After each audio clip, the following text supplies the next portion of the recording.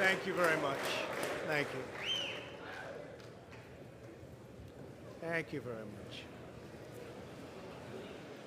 Madam Speaker, Mr. Vice President, members of Congress, the First Lady of the United States,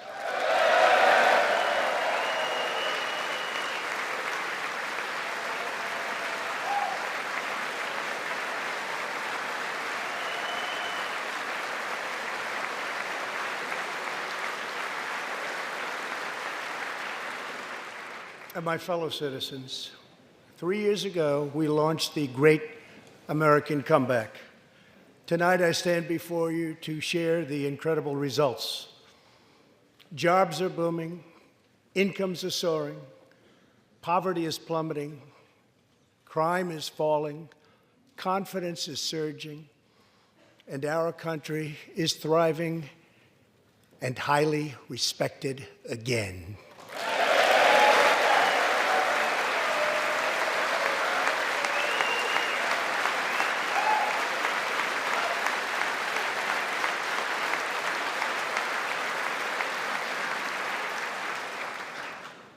America's enemies are on the run, America's fortunes are on the rise, and America's future is blazing bright. The years of economic decay are over.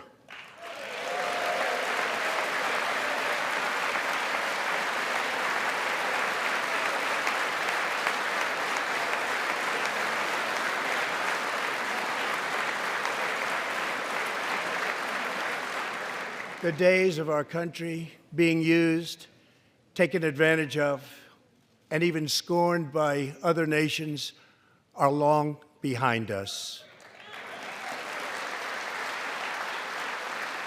Gone too are the broken promises, jobless recoveries, tired platitudes, and constant excuses for the depletion of American wealth, power, and prestige.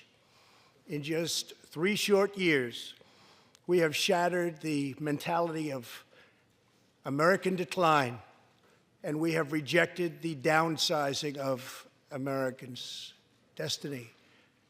We have totally rejected the downsizing. We're moving forward at a pace that was unimaginable just a short time ago, and we are never, ever going back.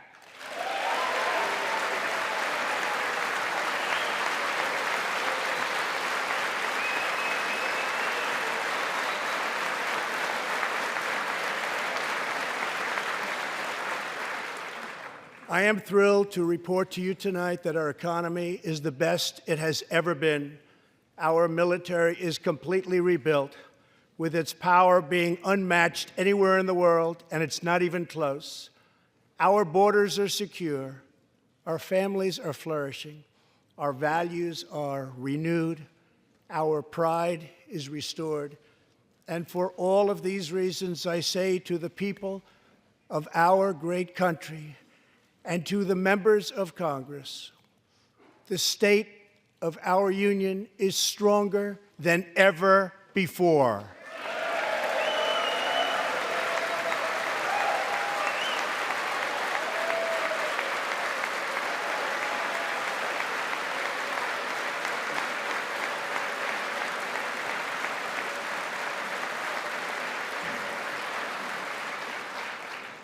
The vision I will lay out this evening demonstrates how we are building the world's most prosperous and inclusive society, one where every citizen can join in America's unparalleled success, and where every community can take part in America's extraordinary rise.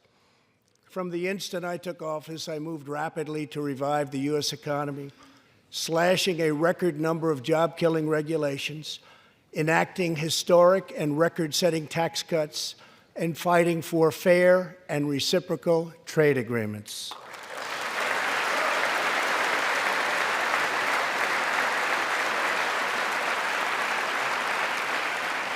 Our agenda is relentlessly pro-worker, pro-family, pro-growth, and most of all, pro-American.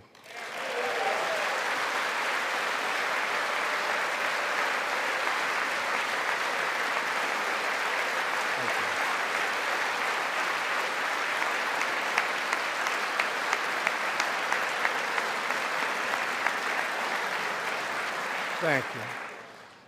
We are advancing with unbridled optimism and lifting our citizens of every race, color, religion, and creed very, very high.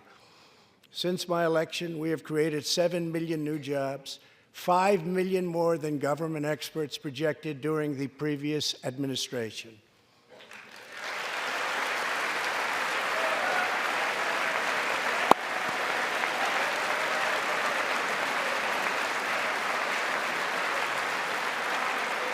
The unemployment rate is the lowest in over half a century.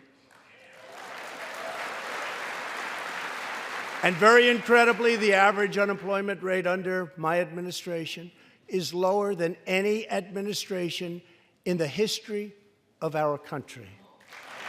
Yeah.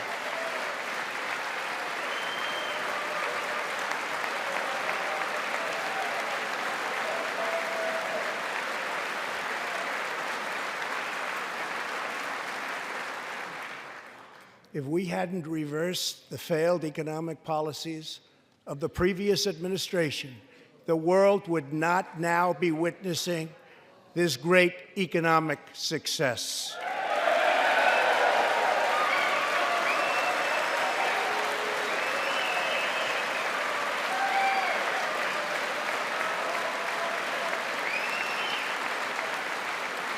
The unemployment rate for African Americans, Hispanic Americans, and Asian Americans has reached the lowest levels in history.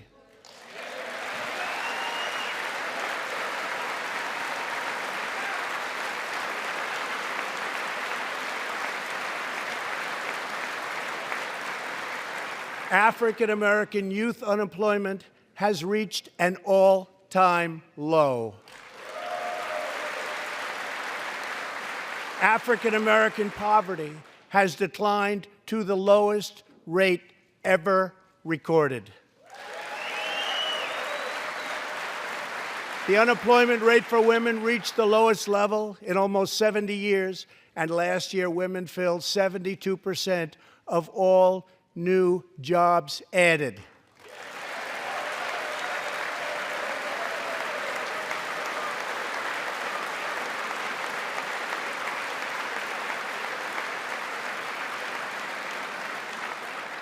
The veterans' unemployment rate dropped to a record low.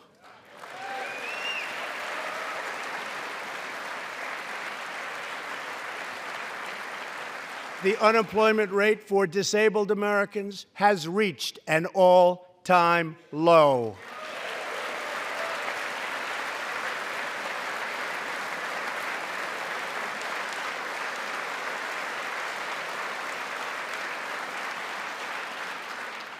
Workers without a high school diploma have achieved the lowest unemployment rate recorded in U.S. history.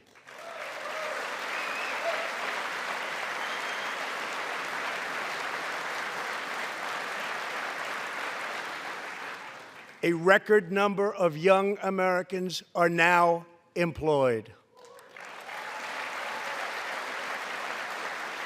Under the last administration, more than 10 million people were added to the food stamp rolls.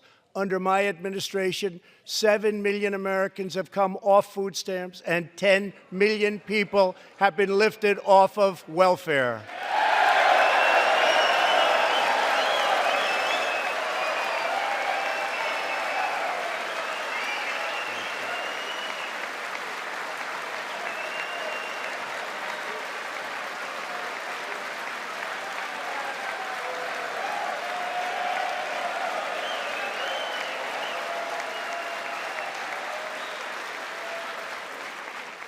In 8 years under the last administration, over 300,000 working-age people dropped out of the workforce. In just 3 years of my administration, 3.5 million people, working-age people, have joined the workforce.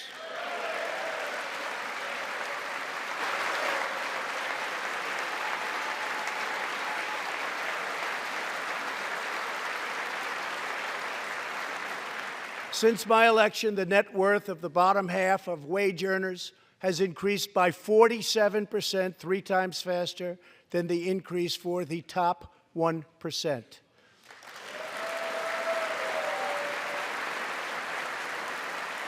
After decades of flat and falling incomes, wages are rising fast, and wonderfully, they are rising fastest for low-income workers who have seen a 16% pay increase since my election.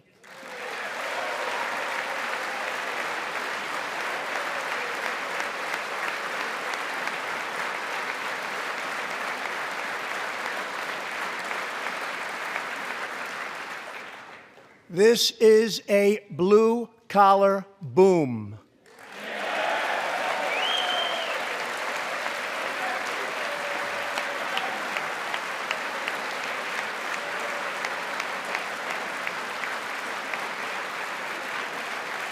Real median household income is now at the highest level ever recorded. Since my election, U.S. stock markets have soared 70%, adding more than $12 trillion to our nation's wealth, transcending anything anyone believed was possible. This is a record. It is something that every country in the world is looking up to. They admire.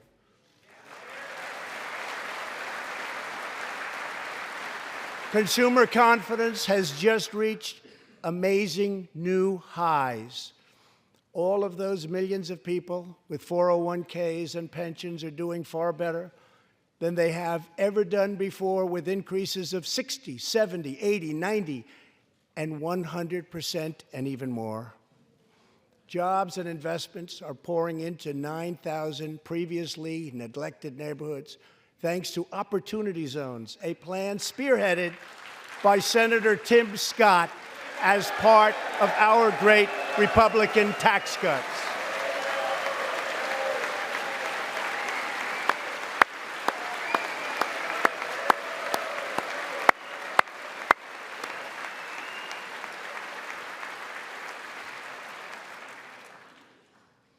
In other words, wealthy people and companies are pouring money into poor neighborhoods or areas that haven't seen investment in many decades, creating jobs, energy, and excitement.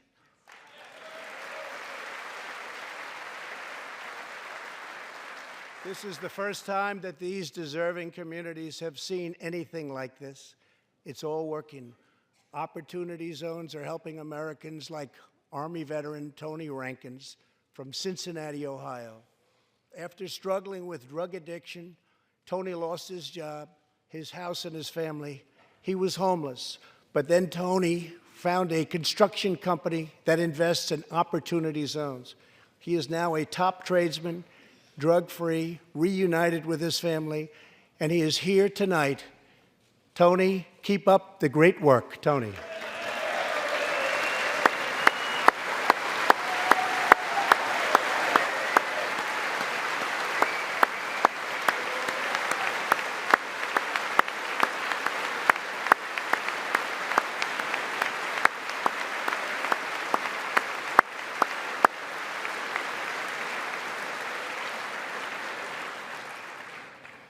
Thank you, Tony.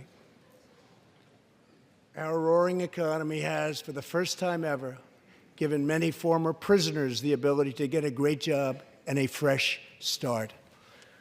This second chance at life is made possible because we passed landmark criminal justice reform into law. Everybody said that criminal justice reform couldn't be done, but I got it done, and the people in this room got it done.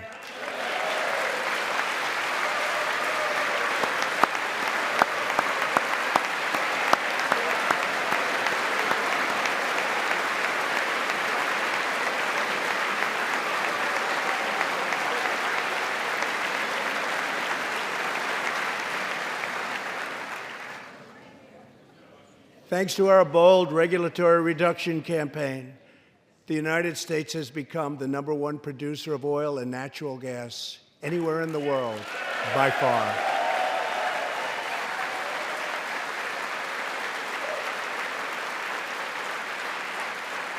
With the tremendous progress we have made over the past 3 years, America is now energy independent, and energy jobs, like so many other elements of our country, are at a record high.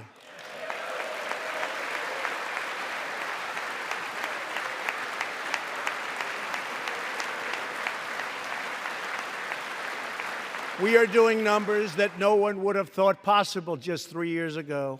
Likewise, we are restoring our nation's manufacturing might, even though predictions were, as you all know, that this could never, ever be done. After losing 60,000 factories under the previous two administrations, America has now gained 12,000 new factories under my administration, with thousands upon thousands of plants and factories being planned or being built.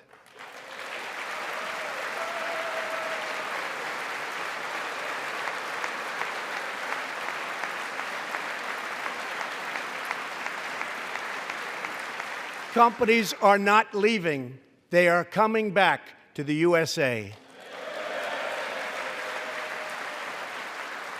The fact is that everybody wants to be where the action is, and the United States of America is indeed the place where the action is.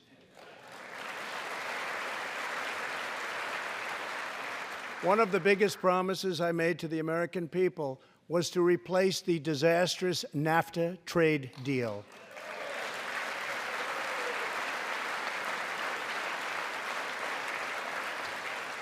In fact, unfair trade is perhaps the single biggest reason that I decided to run for president. Following NAFTA's adoption, our nation lost 1 in 4 manufacturing jobs. Many politicians came and went, pledging to change or replace NAFTA, only to do so, and then absolutely nothing happened. But unlike so many who came before me, I keep my promises. We did our job.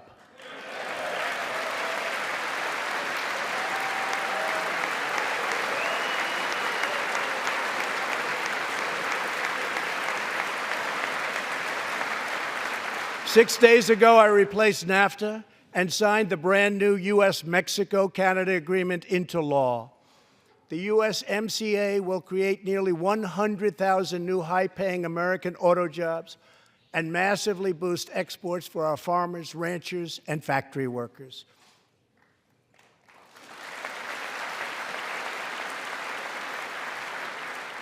It will also bring trade with Mexico and Canada to a much higher level, but also to be a much greater degree of fairness and reciprocity. We will have that fairness and reciprocity, and I say that finally because it's been many, many years that we were treated fairly on trade.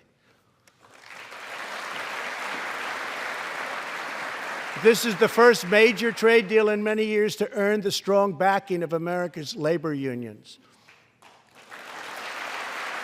I also promised our citizens that I would impose tariffs to confront China's massive theft of America's jobs. Our strategy has worked. Days ago, we signed the groundbreaking new agreement with China that will defend our workers, protect our intellectual property, bring billions and billions of dollars into our treasury, and open vast new markets for products made and grown right here in the USA.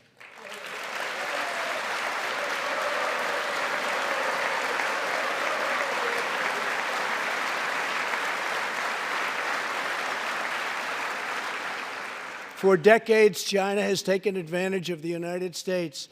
Now we have changed that. But at the same time, we have perhaps the best relationship we've ever had with China, including with President Xi. They respect what we've done because, quite frankly, they could never really believe that they were able to get away with what they were doing year after year, decade after decade, without someone in our country stepping up and saying, "That's enough."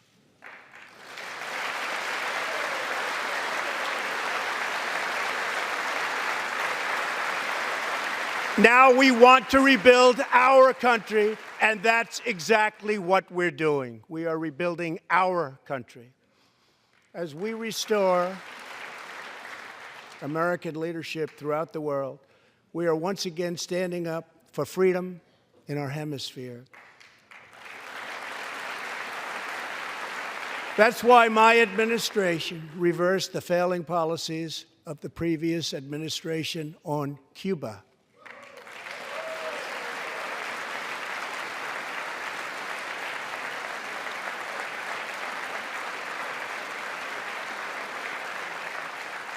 We are supporting the hopes of Cubans, Nicaraguans, and Venezuelans to restore democracy. The United States is leading a 59-nation diplomatic coalition against the socialist dictator of Venezuela, Nicolas Maduro.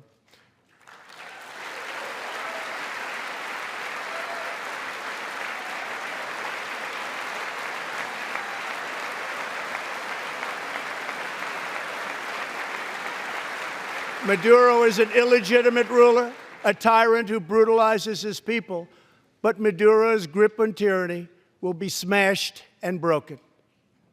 Here this evening is a very brave man who carries with him the hopes, dreams, and aspirations of all Venezuelans. Joining us in the gallery is the true and legitimate president of Venezuela, Juan Guaido. Mr. President, please take this message back to your homeland.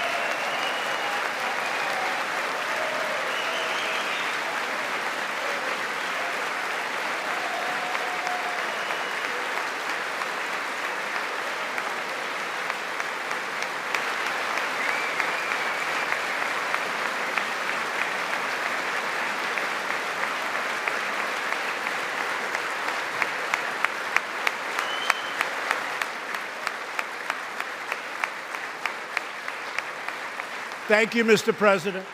Great honor. Thank you very much.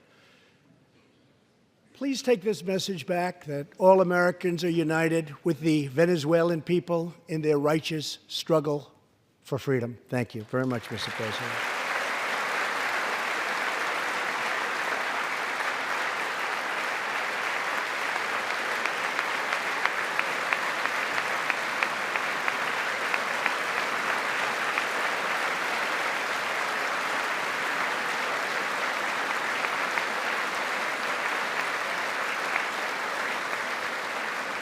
Thank you very much.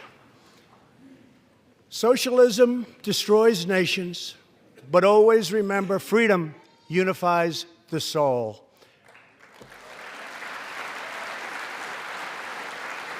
To safeguard American liberty, we have invested a record-breaking $2.2 trillion in the United States military.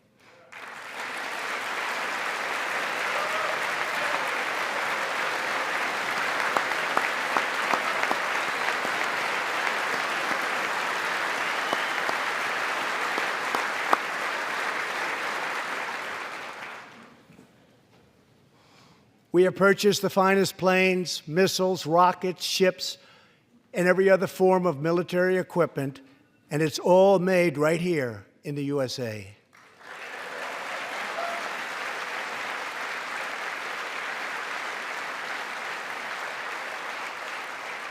We are also getting our allies, finally, to help pay their fair share.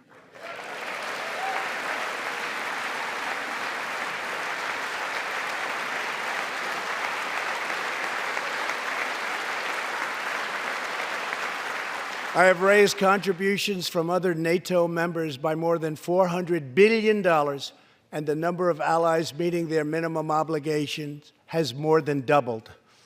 And just weeks ago, for the first time since President Truman established the Air Force, more than 70 years earlier, we created a brand new branch of the United States Armed Forces. It's called the Space Force. Very important.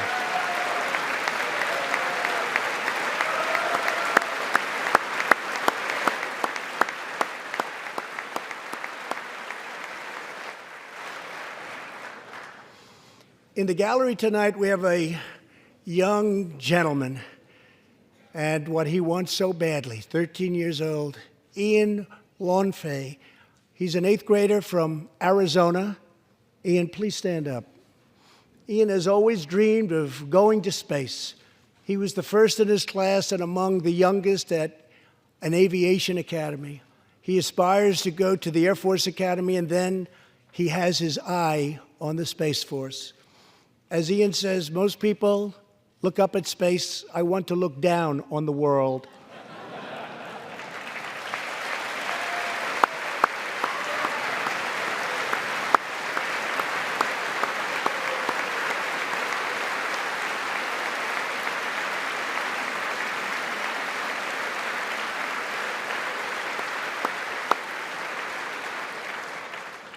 But sitting behind Ian tonight is his greatest hero of them all.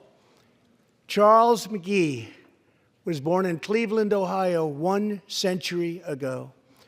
Charles is one of the last surviving Tuskegee Airmen, the first black fighter pilots, and he also happens to be Ian's great-grandfather.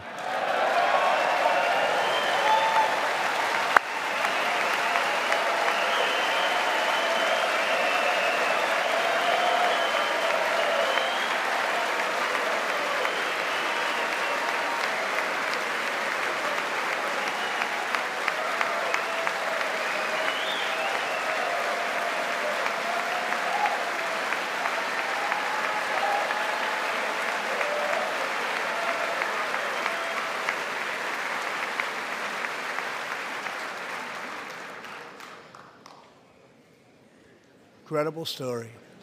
After more than 130 combat missions in World War II, he came back home to a country still struggling for civil rights and went on to serve America in Korea and Vietnam. On December 7th, Charles celebrated his 100th birthday.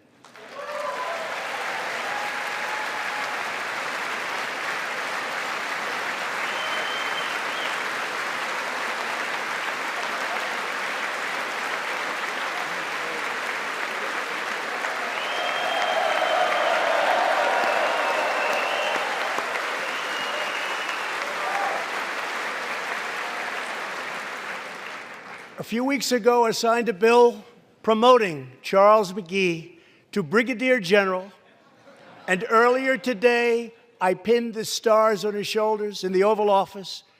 General McGee, our nation salutes you. Thank you, sir.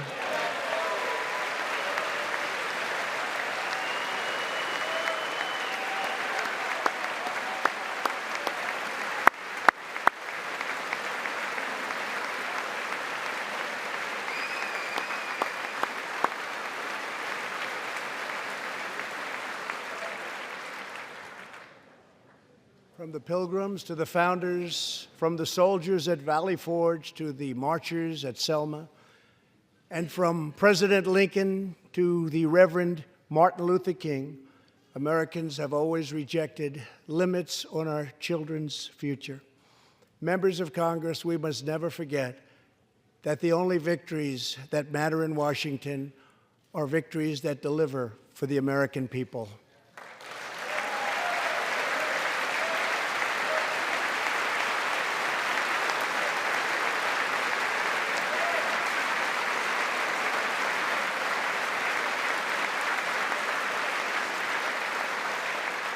The people are the heart of our country. Their dreams are the soul of our country, and their love is what powers and sustains our country. We must always remember that our job is to put America first.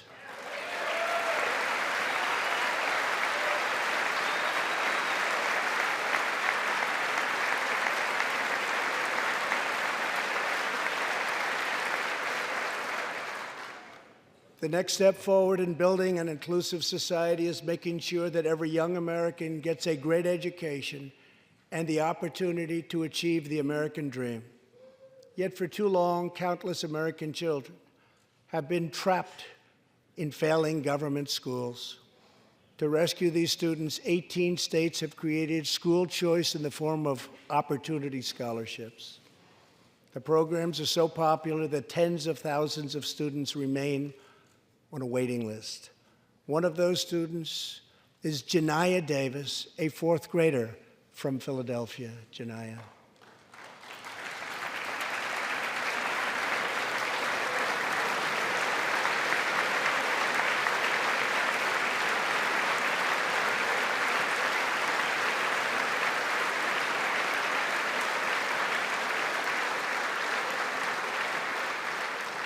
Jania's mom, Stephanie, is a single parent. She would do anything to give her daughter a better future.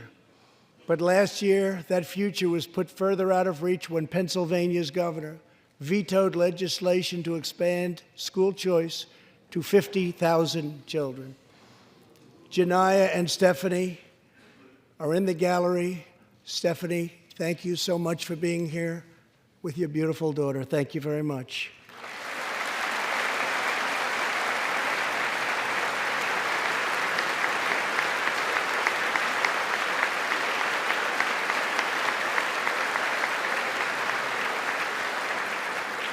But Jania, I have some good news for you, because I am pleased to inform you that your long wait is over. I can proudly announce tonight that an Opportunity Scholarship has become available. It's going to you, and you will soon be heading to the school of your choice.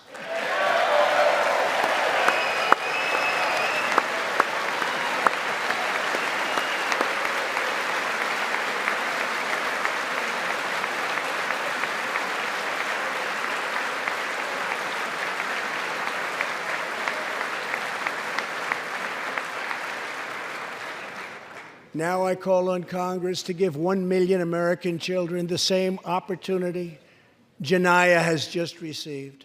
Pass the Education Freedom Scholarships and Opportunities Act, because no parent should be forced to send their child to a failing government school.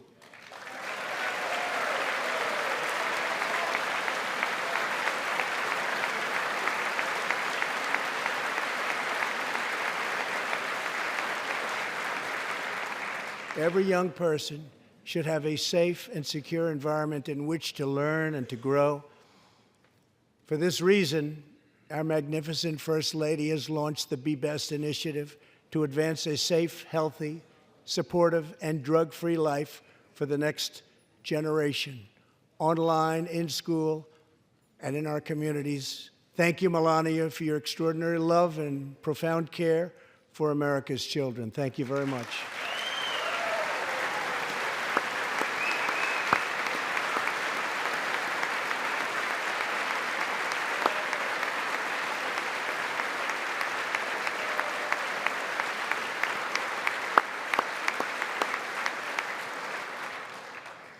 My administration is determined to give our citizens the opportunities they need, regardless of age or background.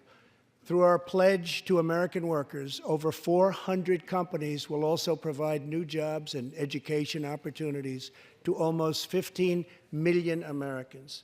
My budget also contains an exciting vision for our nation's high schools. Tonight, I ask Congress to support our students and back my plan to offer vocational and technical education in every single high school in America.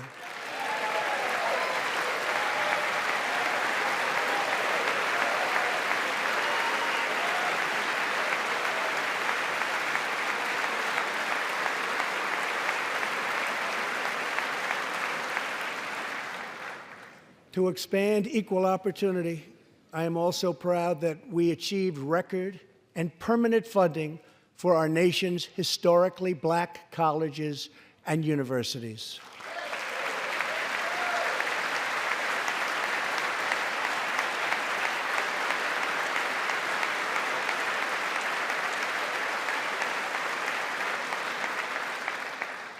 A good life for American families also requires the most affordable, innovative, and high-quality health care system on earth.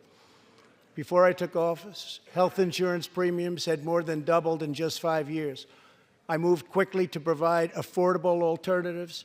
Our new plans are up to 60% less expensive and better.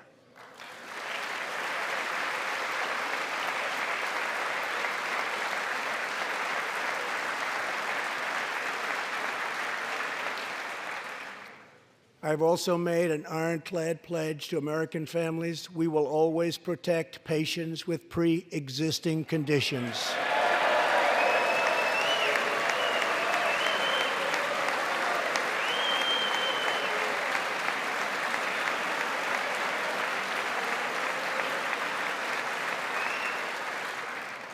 and we will always protect your Medicare, and we will always protect your Social Security, always.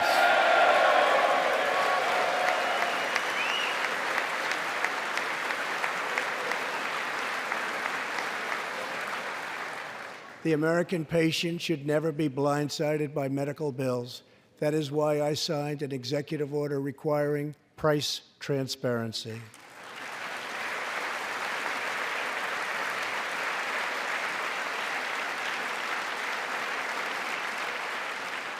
Many experts believe that transparency, which will go into full effect at the beginning of next year, will be even bigger than health care reform. It will save families massive amounts of money for substantially better care. But as we work to improve Americans' health care, there are those who want to take away your health care, take away your doctor, and abolish private insurance entirely. 132 lawmakers in this room have endorsed legislation to impose a socialist takeover of our health care system, wiping out the private health insurance plans of 180 million very happy Americans. To those watching at home tonight, I want you to know we will never let socialism destroy American health care.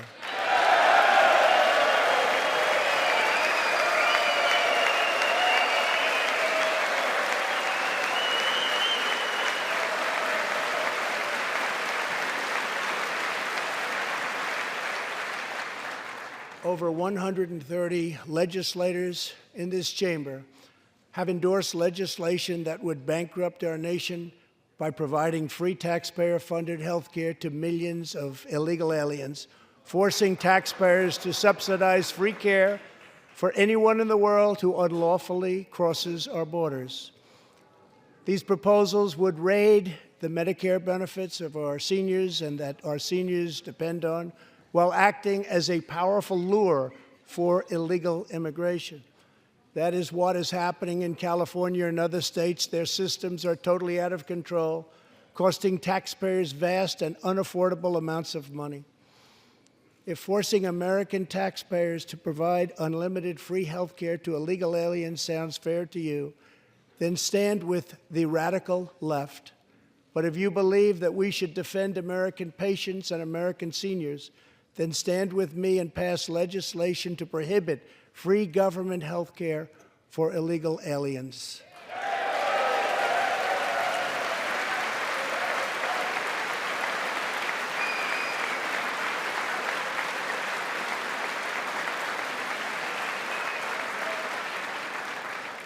This will be a tremendous boon to our already very strongly guarded southern border, where, as we speak, a long, tall, and very powerful wall is being built.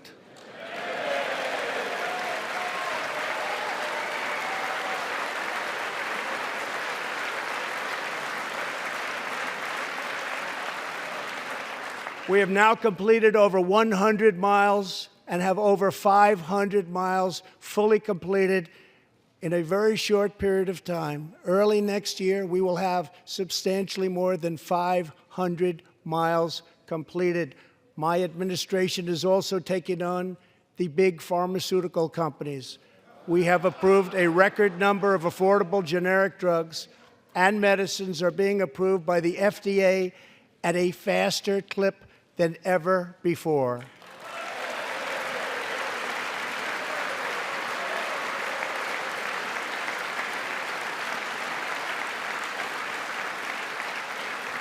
And I was pleased to announce last year that for the first time in 51 years, the cost of prescription drugs actually went down.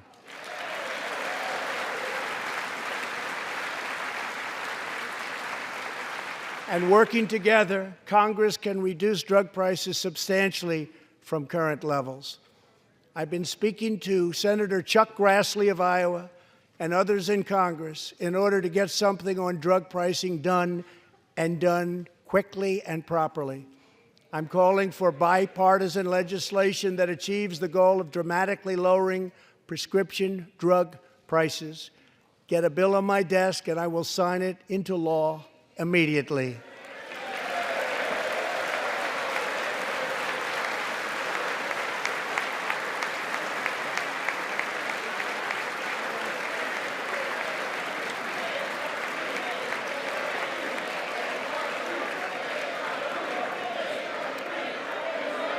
With unyielding commitment, we are curbing the opioid epidemic. Drug overdose deaths declined for the first time in nearly 30 years. Among the states hardest hit, Ohio is down 22%, Pennsylvania is down 18%, Wisconsin is down 10%, and we will not quit until we have beaten the opioid epidemic once and for all.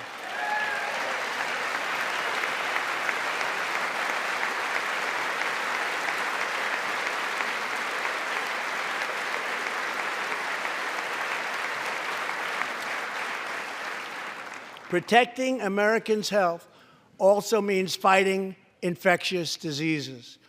We are coordinating with the Chinese government and working closely together on the coronavirus outbreak in China. My administration will take all necessary steps to safeguard our citizens from this threat. We have launched ambitious new initiatives to substantially improve care for Americans with kidney disease, Alzheimer's, and those struggling with mental health. And because Congress was so good as to fund my request, new cures for childhood cancer, and we will eradicate the AIDS epidemic in America by the end of this decade.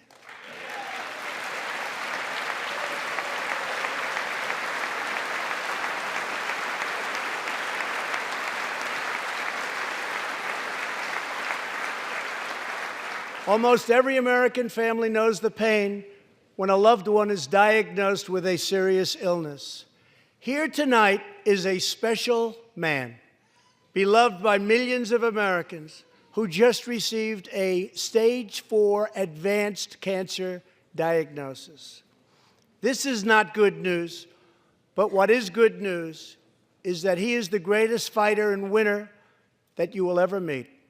Rush Limbaugh, thank you for your decades of tireless devotion to our country.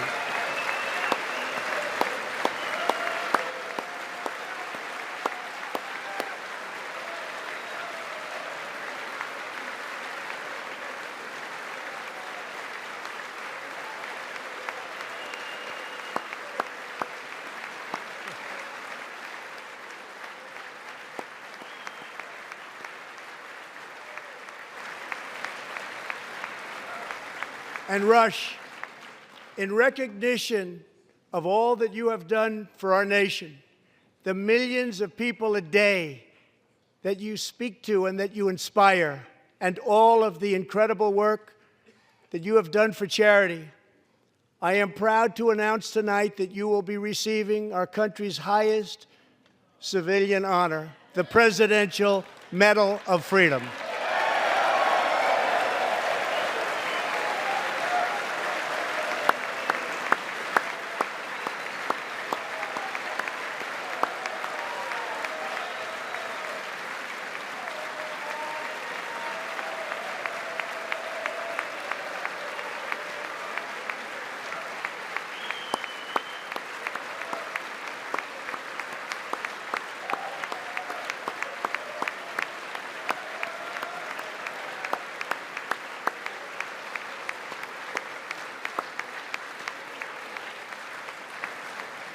I will now ask the First Lady of the United States to present you with the honor, please.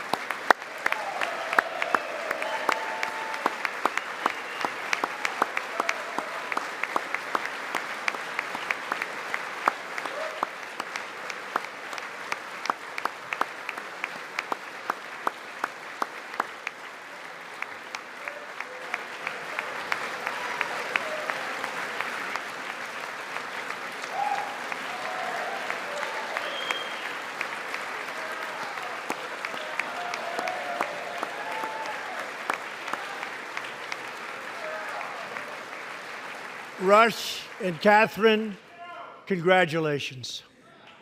Thank you, Catherine. As we pray for all who are sick, we know that America is constantly achieving new medical breakthroughs. In 2017, doctors at St. Luke's Hospital in Kansas City delivered one of the earliest premature babies ever to survive. Born at just 21 weeks and 6 days and weighing less than a pound, Ellie Schneider was a born fighter. Through the skill of her doctors and the prayers of her parents, little Ellie kept on winning the battle of life. Today, Ellie is a strong, healthy 2-year-old girl sitting with her amazing mother, Robin. In the gallery, Ellie and Robin, we are glad to have you with us tonight.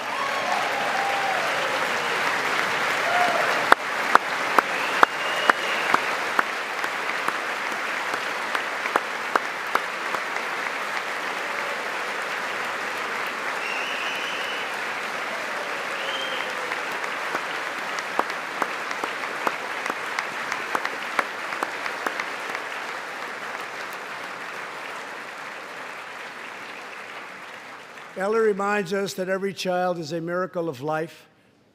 And thanks to modern medical wonders, 50% of very premature babies delivered at the hospital where Ellie was born now survive. It's an incredible thing. Thank you very much. Our goal should be to ensure that every baby has the best chance to thrive and grow just like Ellie. That is why I'm asking Congress to provide an additional $50 million to fund neonatal research for America's youngest patients.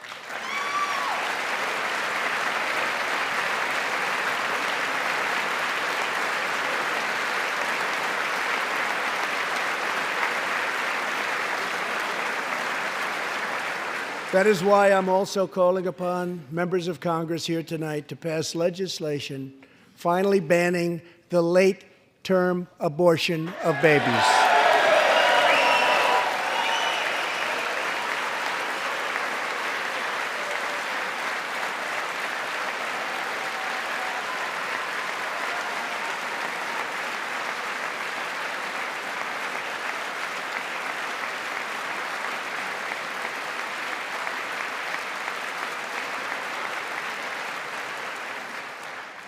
Whether we are Republican, Democrat, or Independent, surely we must all agree that every human life is a sacred gift from God.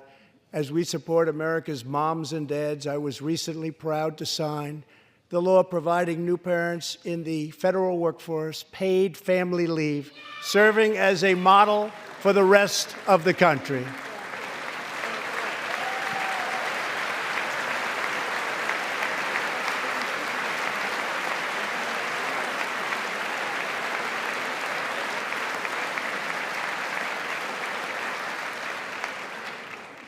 Now I call on Congress to pass the bipartisan Advancing Support for Working Families Act, extending family leave to mothers and fathers all across our nation.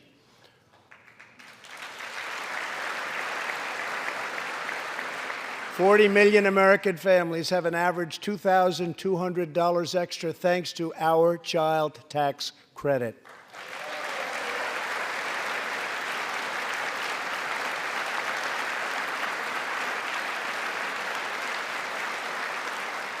I've also overseen historic funding increases for high-quality child care, enabling 17 states to help more children, many of which have reduced or eliminated their wait lists altogether. And I sent Congress a plan with a vision to further expand access to high-quality child care and urge you to act immediately.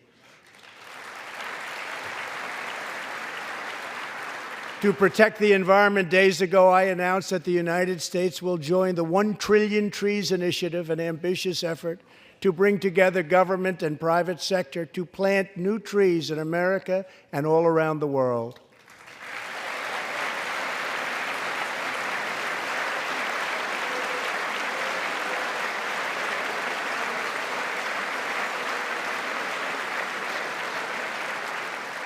We must also rebuild America's infrastructure.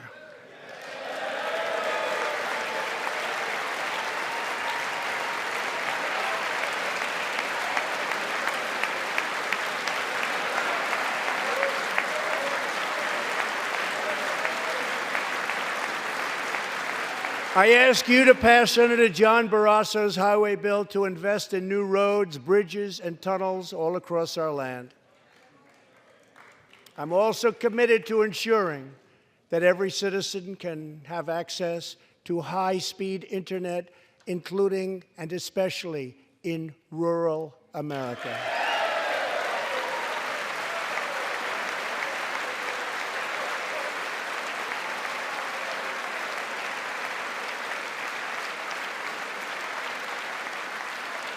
A better tomorrow for all Americans also requires us to keep America safe. That means supporting the men and women of law enforcement at every level, including our nation's heroic ICE officers.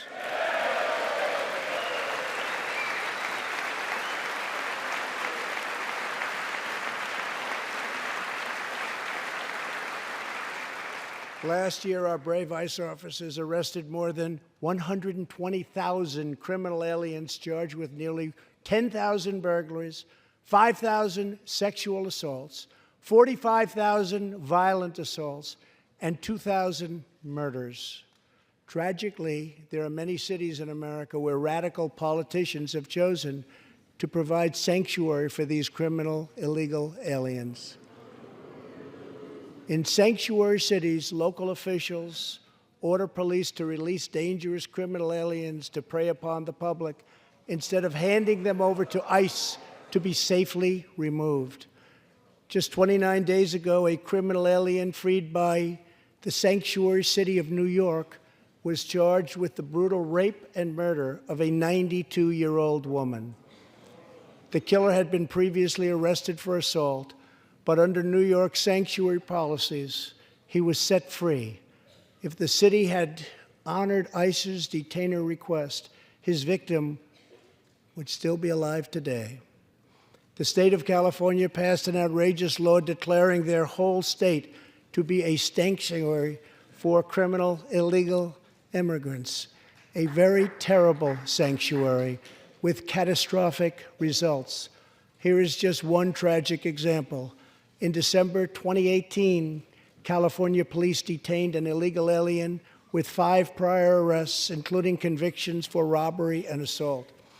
But as required by California's sanctuary law, local authorities released him. Days later, the criminal alien went on a gruesome spree of deadly violence. He viciously shot one man going about his daily work.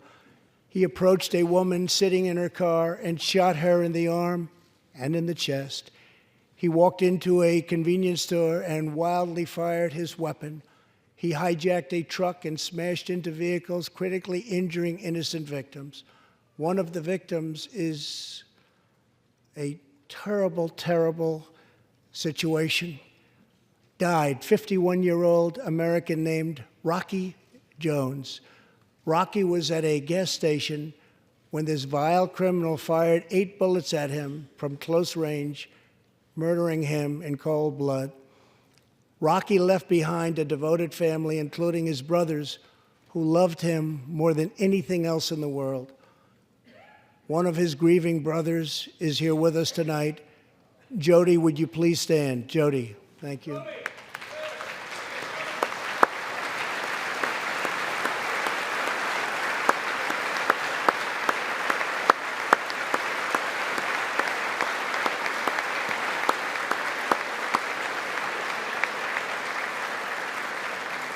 Jody, our hearts weep for your loss, and we will not rest until you have justice. Senator Thom Tillis has introduced legislation to allow Americans like Jody to sue sanctuary cities and states when a loved one is hurt or killed as a result of these deadly practices.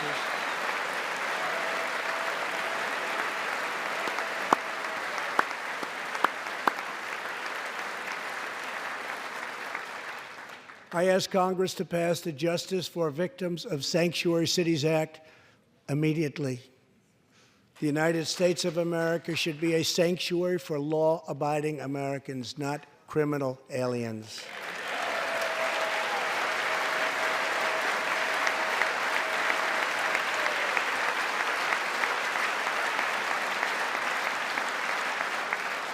In the last 3 years, ICE has arrested over 5,000 wicked human traffickers, and I have signed 9 pieces of legislation to stamp out the menace of human trafficking domestically and all around the globe.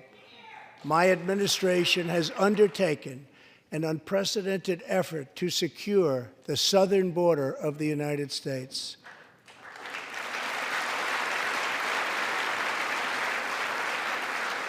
Before I came into office, if you showed up illegally on our southern border and were arrested, you were simply released and allowed into our country, never to be seen again. My administration has ended catch and release.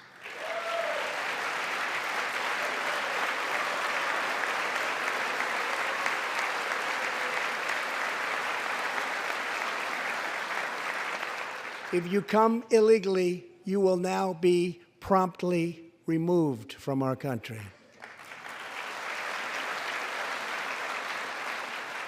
Very importantly, we entered into historic cooperation agreements with the governments of Mexico, Honduras, El Salvador, and Guatemala.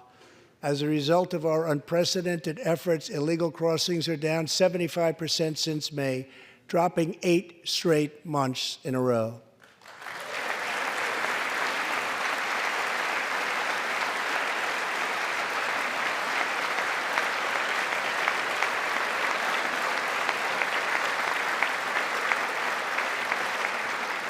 And as the wall rapidly goes up, drug seizures rise, and the border crossings are going down and going down very rapidly.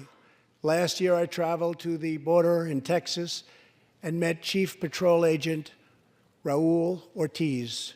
Over the last 24 months, Agent Ortiz and his team have seized more than 200,000 pounds of poisonous narcotics, arrested more than 3,000 human smugglers, and rescued more than 2,000 migrants.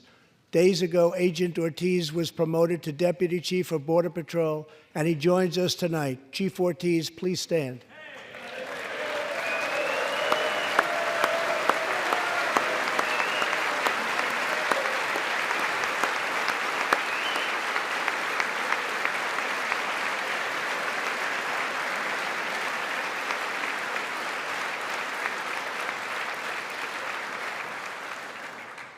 A grateful nation thanks you and all of the heroes of Border Patrol and ICE. Thank you very much. Thank you. To build on these historic gains, we are working on legislation to replace our outdated and randomized immigration system with one based on merit, welcoming those who follow the rules, contribute to our economy, support themselves financially, and uphold our values.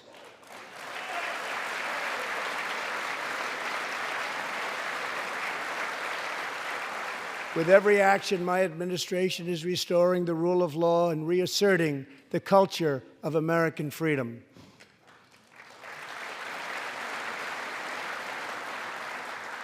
Working with Senate Majority Leader Mitch McConnell, thank you, Mitch,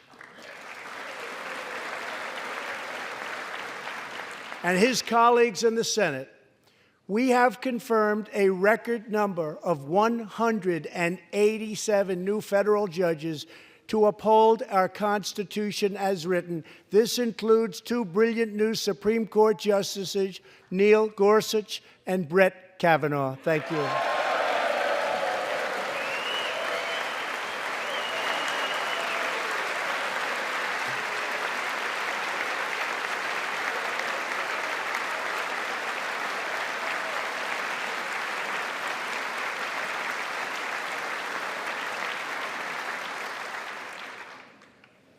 And we have many in the pipeline.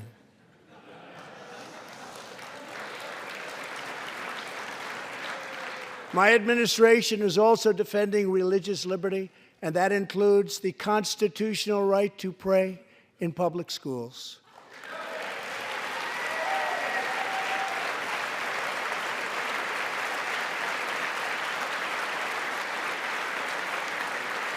In America, we don't punish prayer.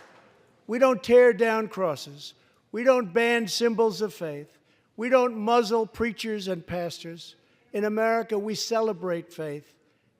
We cherish religion. We lift our voices in prayer, and we raise our sights to the glory of God. Just as we believe in the First Amendment, we also believe in another constitutional right that is under siege all across our country. So long as I am president, I will always protect your Second Amendment right to keep and bear arms.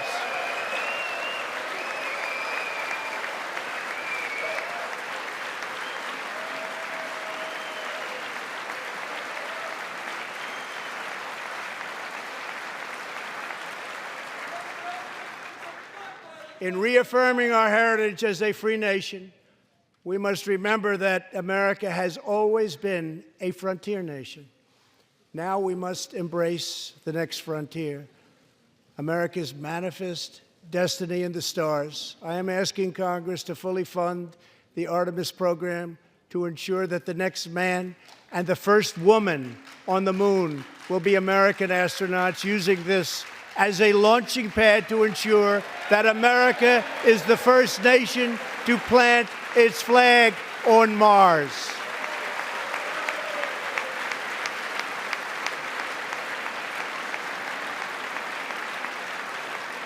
My administration is also strongly defending our national security and combating radical Islamic terrorism.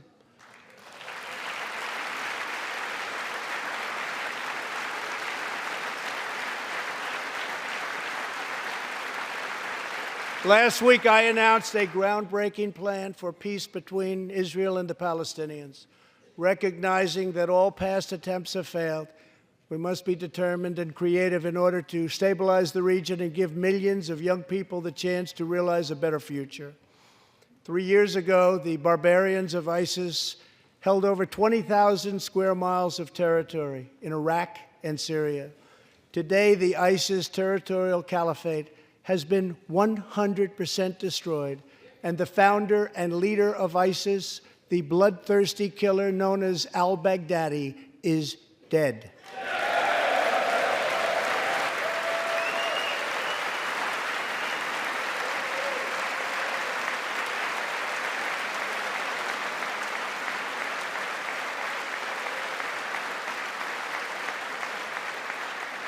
We are joined this evening by Carl and Marcia Mueller. After graduating from college, their beautiful daughter, Carla, became a humanitarian aid worker. She once wrote, "Some people find God in church, some people find God in nature, some people find God in love. I find God in suffering. I've known for some time what my life's work is, using my hands as tools to relieve suffering." In 2013, while caring for suffering civilians in Syria, Kayla was kidnapped, tortured, and enslaved by ISIS and kept as a prisoner of al-Baghdadi himself. After more than 500 horrifying days of captivity, al-Baghdadi murdered young, beautiful Kayla. She was just 26 years old.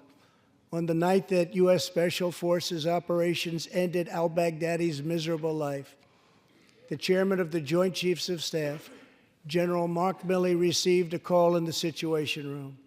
He was told that the brave men of the elite Special Forces team that so perfectly carried out the operation had given their mission a name, Task Force 814.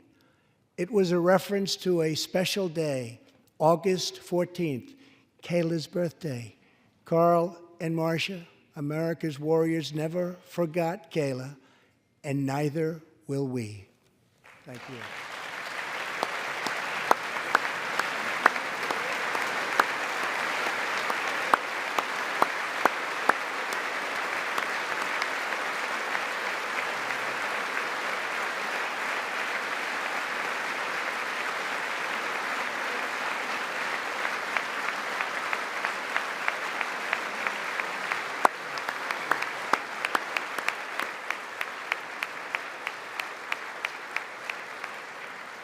Every day, America's men and women in uniform demonstrate the infinite depth of love that dwells in the human heart.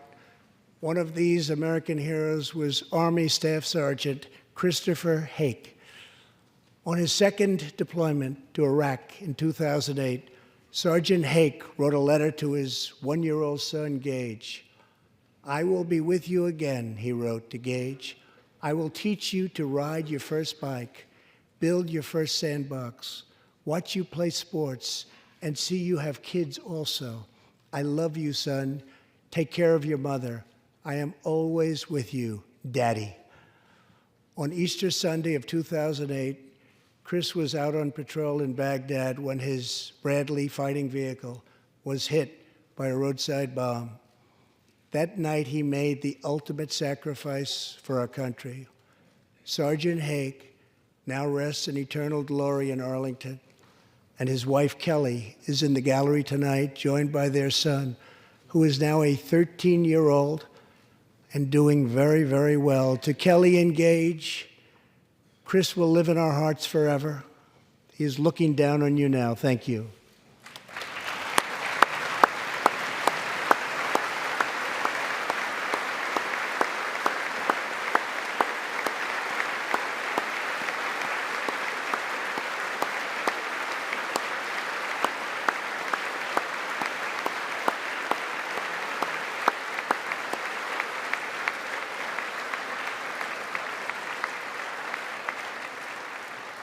Thank you very much. Thank you both very much. The terrorist responsible for killing Sergeant Hake was Qasem Soleimani, who provided the deadly roadside bomb that took Chris's life. Soleimani was the Iranian regime's most ruthless butcher, a monster who murdered or wounded thousands of American service members in Iraq. As the world's top terrorist, Soleimani orchestrated the deaths of countless men, women, and children. He directed the December assault and went on to assault U.S. forces in Iraq, was actively planning new attacks when we hit him very hard. And that's why last month, at my direction, the U.S. military executed a flawless precision strike that killed Soleimani and terminated his evil reign of terror forever.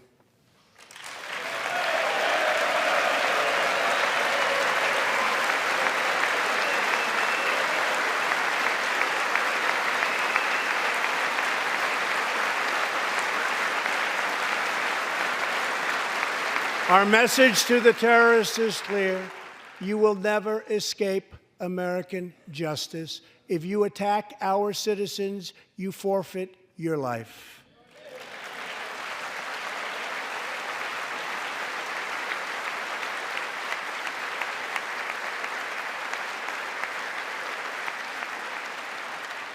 In recent months, we have seen proud Iranians raise their voices against their oppressive rulers. The Iranian regime must abandon its pursuit of nuclear weapons, stop spreading terror, death, and destruction, and start working for the good of its own people. Because of our powerful sanctions, the Iranian economy is doing very, very poorly. We can help them make a very good and short-time recovery. It can all go very quickly, but perhaps they are too proud or too foolish to ask for that help. We are here. Let's see which road they choose. It is totally up to them.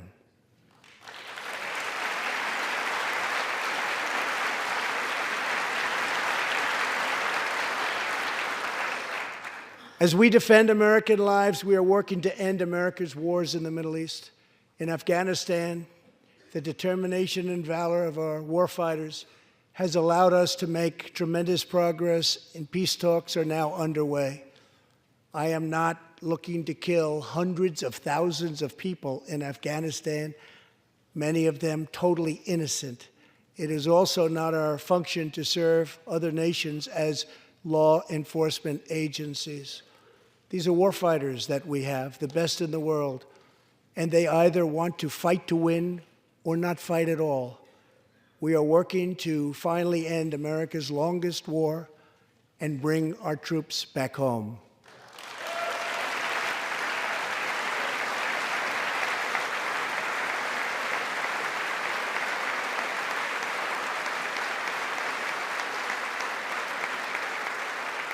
War places a heavy burden on our nation's extraordinary military families, especially spouses like Amy Williams from Fort Bragg, North Carolina, and her two children, 6-year-old Eliana and 3-year-old Rowan. Amy works full-time and volunteers countless hours helping other military families. For the past 7 months, she has done it all while her husband, Sergeant First Class Townsend Williams, is in Afghanistan on his 4th deployment in the Middle East. Amy's kids haven't seen their father's face in many months. Amy, your family's sacrifice makes it possible for all of our families to live in safety and in peace, and we want to thank you. Thank you, Amy.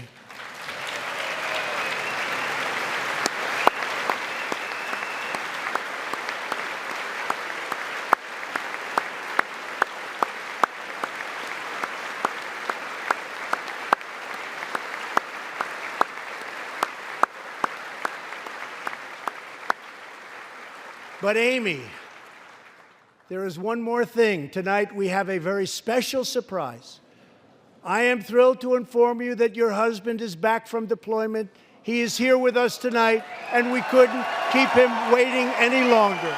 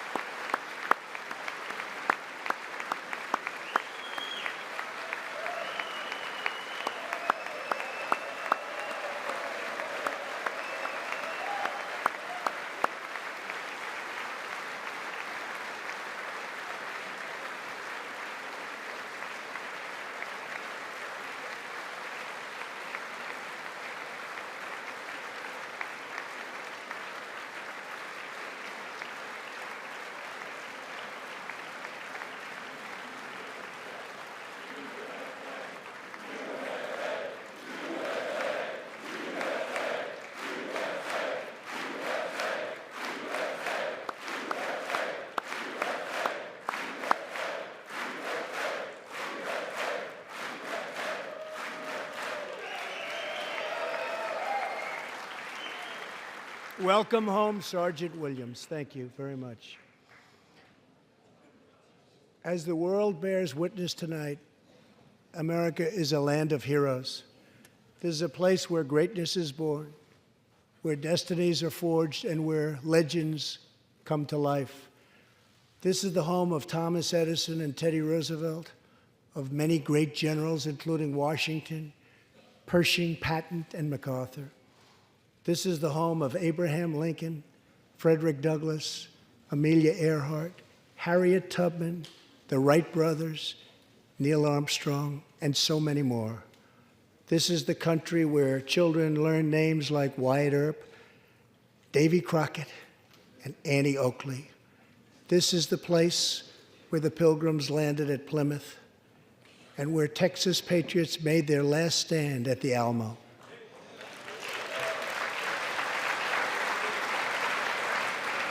The beautiful, beautiful Alamo.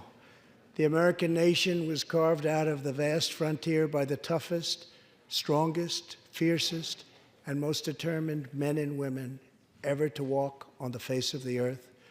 Our ancestors braved the unknown, tamed the wilderness, settled the Wild West, lifted millions from poverty, disease, and hunger, vanquished tyranny and fascism, ushered the world to new heights of science and medicine, laid down the railroads, dug out the canals, raised up the skyscrapers, and ladies and gentlemen, our ancestors built the most exceptional republic ever to exist in all of human history, and we are making it greater than ever before.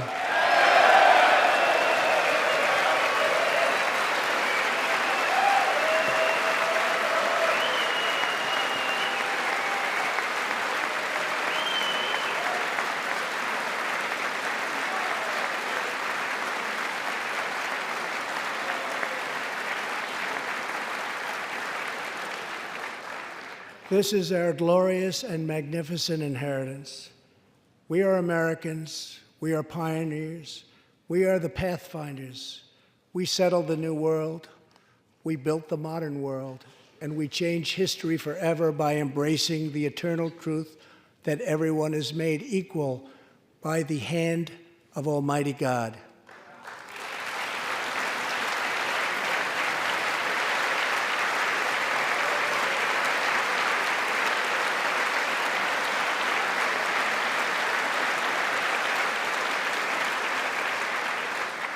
America is the place where anything can happen. America is the place where anyone can rise. And here, on this land, on this soil, on this continent, the most incredible dreams come true. This nation is our canvas, and this country is our masterpiece. We look at tomorrow and see unlimited frontiers just waiting to be explored. Our brightest discoveries are not yet known. Our most thrilling stories are not yet told. Our grandest journeys are not yet made. The American age, the American epic, the American adventure has only just begun. Our spirit is still young. The sun is still rising. God's grace is still shining. And my fellow Americans, the best is yet to come. Thank you, God bless you, and God bless America. Thank you very much.